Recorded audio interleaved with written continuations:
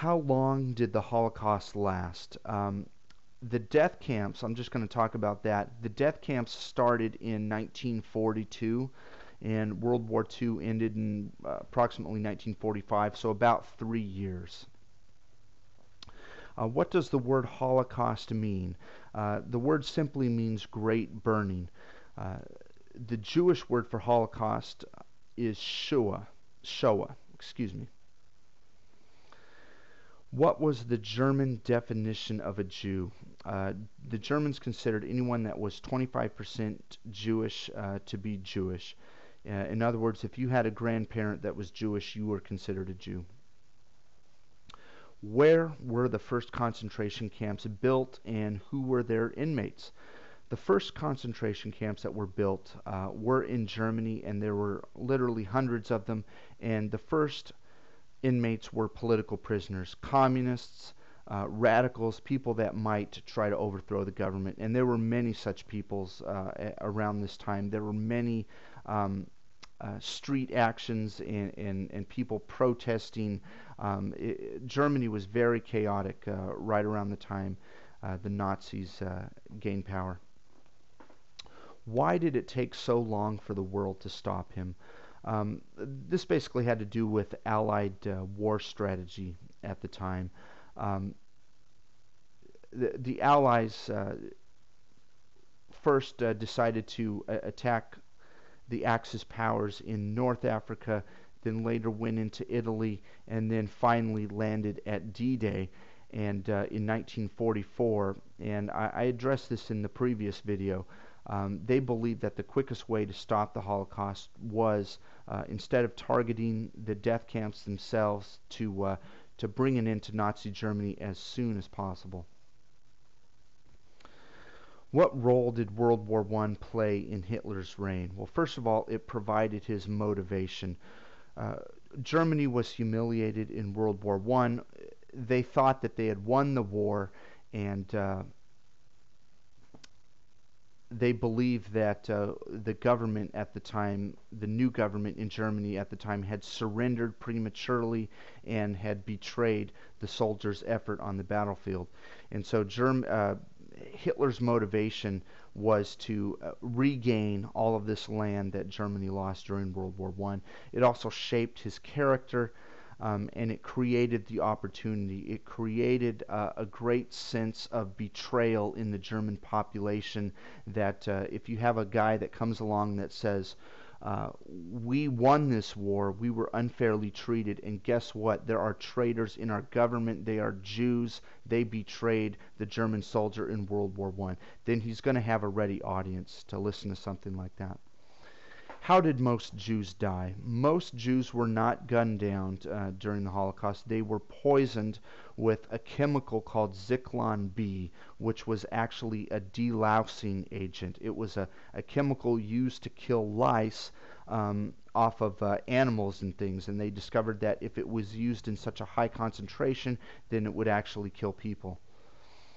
What was the Madagascar plan a legitimate plan, or was it just a ruse to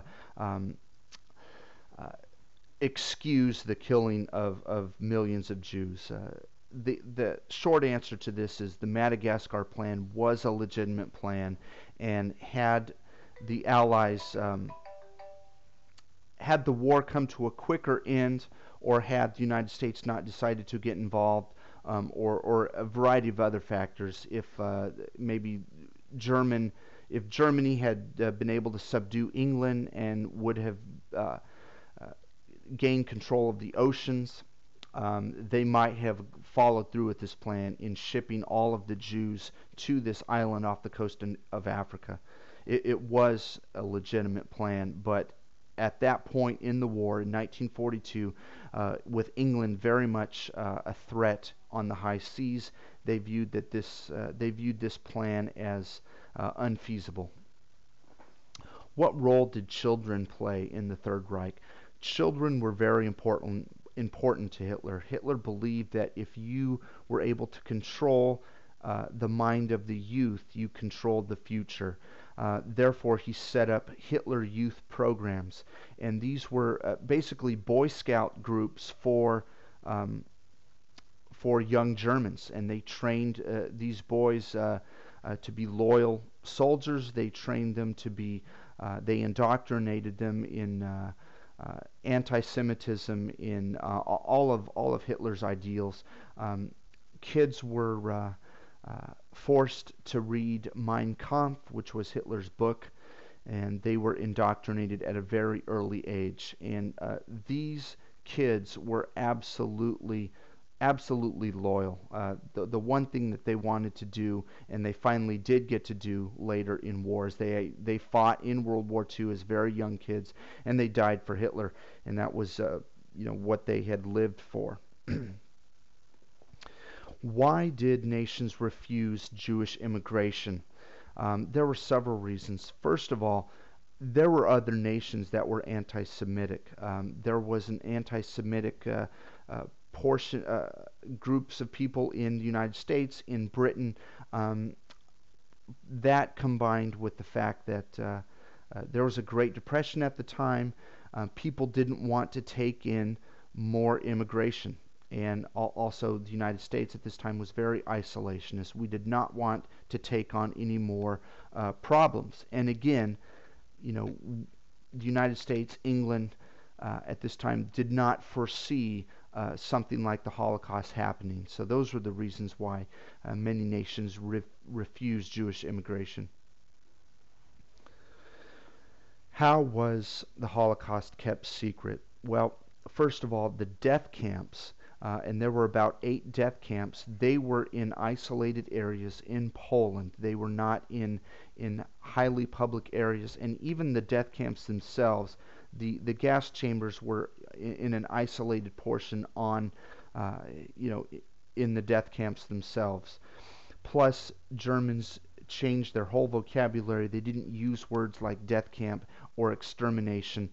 There was an elaborate charade that they just didn't use that type of language, and I talked a little bit about that in my previous video. Did the people involved agree with it? This is a complicated question, and the answer is yes and no. The higher ups, um, actually, people at all levels of involvement, you're going to have the person that is a true believer, that believes that the Jews are absolutely evil, that they need to be eliminated. You're going to have those types of people like Hitler, like Joseph Goebbels, the propaganda minister. Then you're going to have guys like Heinrich Himmler, the head of the SS, Adolf Eichmann, another high-ranking Nazi official, who were really they were good bureaucrats. They were good pencil pushers. They were very efficient at what they did. They may not have agreed with it, but they looked at it as a career opportunity. They were doing a good job, and they were loyal. They didn't necessarily agree with it, but they were just doing what their boss told them. Then, of course, there were people that did not agree to it, but of course they risked their lives every day if they went contrary to what they were ordered to do.